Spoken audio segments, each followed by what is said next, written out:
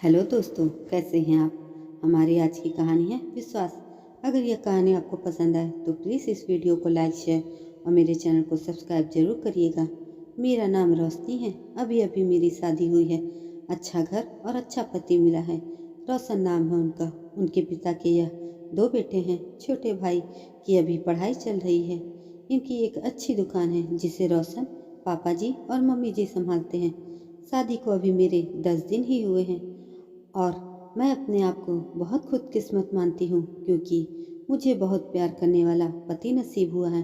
सास और ससुर तो पति से भी अच्छे हैं। अभी अभी शादी हुई है तो यह ज़्यादातर घर पर ही रहते हैं। दुकान अभी पापा जी और मम्मी जी संभाल रहे हैं। शादी को अब 1 महीना हो गया था। इनका अभी भी दुकान पर जाना शुरू नहीं हुआ था। कुछ देर के लिए जाते और फिर वापस आ जाते। सुबह पापा जी ही जल्दी उठकर दुकान खोलते और देर तक वही दुकान पर बैठते थे। मम्मी जी उनके लिए खाना लेकर जाया करती थी। यह दिन भर मेरे पीछे ही घूमते रहते थे।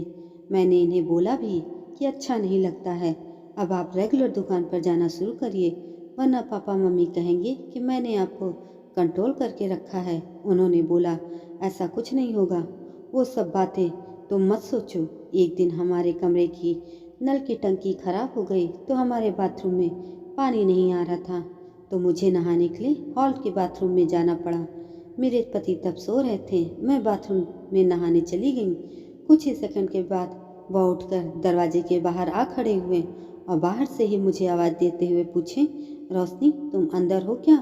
मैंने कहा हाँ, अपने रूम में पानी नहीं आ रहा था इसलिए मैं बाहर आकर नहा रही हूँ। फिर जब तक मैं नहाकर वापस नहीं आई तब तक वह दरवाजे के बाहर ही खड़े रहे।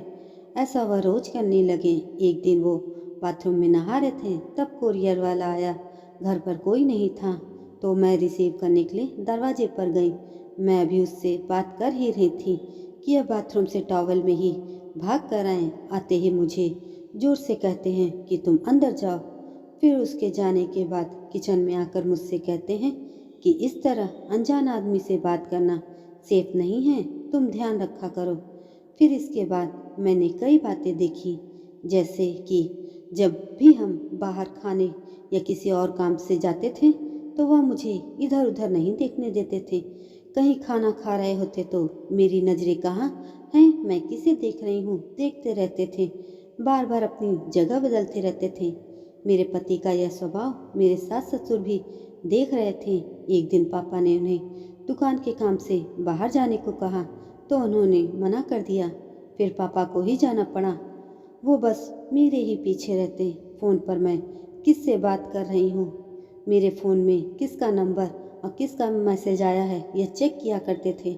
यह सब देखने के बाद मैंने सोच लिया कि अब उनसे बात करनी होगी। इसलिए फिर एक रात मैंने उनसे कहा कि आपको मैं कैसी लगती हूँ।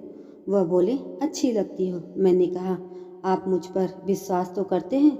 वह बोले क्यों, क्या हुआ। मैंने कहा कि आप जो यह सब कर रहे हैं यह सब ठीक नहीं लग रहा है। मैं चाहती थी कि मुझे बहुत प्यार करने वाला पति मिले। आप बिल्कुल वैसे ही हो जैसा मैंने सोचा था, लेकिन आप बहुत ज़्यादा पजेसिव हो रहे हैं। क्या आप मुझ पर शक करते हैं। क्या आपको लगता है मैं आपका भरोसा तोड़ूंगी। वह बोले नहीं, ऐसा नहीं है। फिर मैंने कहा कि आपसे अच्छा पति मुझे नहीं मिल सकता था, लेकिन आपको अपने पर थोड़ा नियंत्रण और मुझ पर विश्वास रखना होगा, वरना यह आगे चलकर हमारे लिए ही झगड़े और लड़ाई का कारण बनेगा। मुझे पता है शायद आपको मुश्किल होगा ऐसा करना, लेकिन आप थोड़ा थोड़ा बदलने की कोशिश करिए। मैं आपके साथ हूँ। वह बोले हाँ ठीक है, मैं कोशिश करूँगा। अगली सुबह मैंने उनको उठाया और कहा कि आप दुकान जाइए और खाने के पहले नहीं आइएगा। मैं घर में ही हूँ, चाहे तो आप फ़ोन कर लेना। तो जैसे तैसे मन मार कर वह चले गए दुकान। कभी रूठ कर तो कभी प्यार से। धीरे धीरे उनकी आदत में सुधार करने की कोशिश कर रही हूँ। मैंने सोचा एक पत्नी ही अगर पति को नहीं समझाएगी तो कौन समझाएगा। बहुत हद तक मैंने उनका स्वभाव बदल दिया है। बात को बढ़ाना नहीं, बात को किस तरह से सुलझाया जाए यह सोचना चाहिए।